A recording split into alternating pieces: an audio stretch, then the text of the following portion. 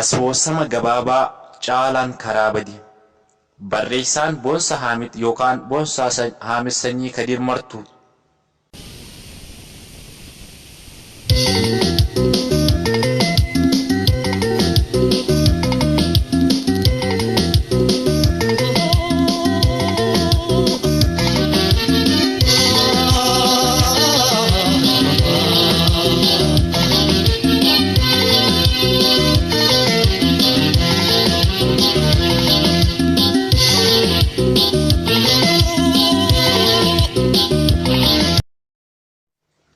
Ani maatii qonnaan bulaatee dhaladhee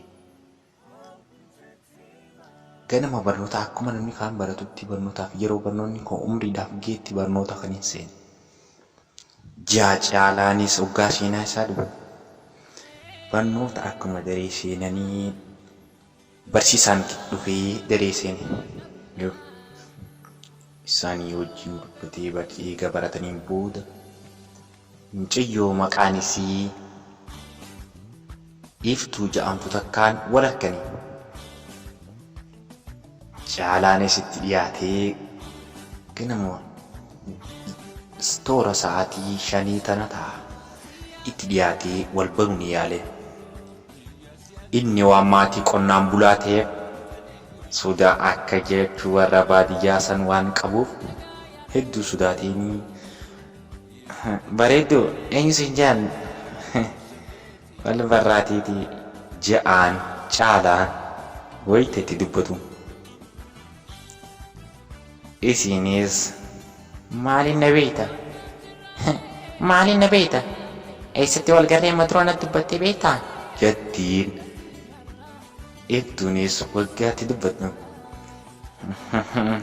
Jechuun kaa waluma barra je'eetii bara ja'aan caalaanis. Isiinis akkasuma guyyaa san deebite karagala mana barumsarraa galtee sammuu ishee keessatti waa yaaduu eegalte.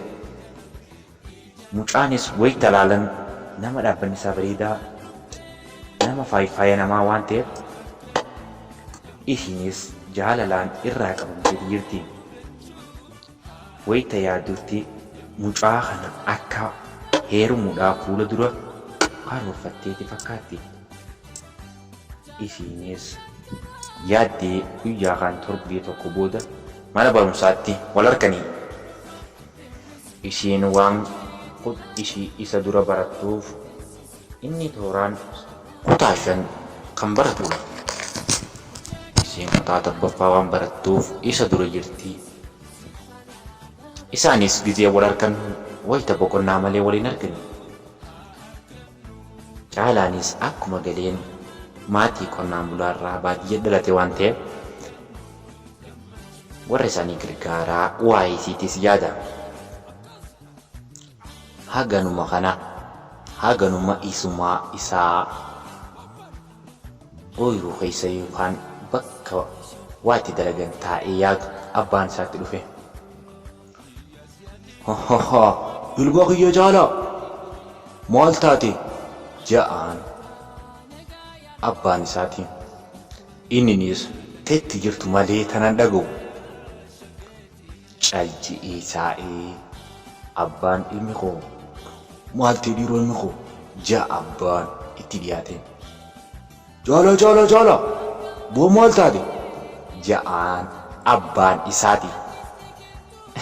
Abbaa barmaan taane xiqqishoo barra waan barsiisaan nutti hime takkaatu sammuu keessa na deddeemeetiin akkana yaadu jira bara ja'aan caalaanis. Inni barsiisaan itti hime osoo hin taane ta sammuu isaa keessa jirtu waan biraati. Osoo san yeroodhaan gara mana barumsaa deemuudhaaf yeroon san sa'a boodaa ta'uudha mala sa'a boodaati. Abbaan isaatis akkasumatti ilma kiyya san taatu laaftuudhaati waa takka yaadiniiti surri baradhu jaan abbaan isaatis. Tole abbaa je'ee waan sa'a boodaa deebi'uudhaaf deemaniif abbaa bar sa'a boodaa deebi'aa janiiti kayetiin mana barnootaa deebi'a je'een Caalaan abbaa isaatiin.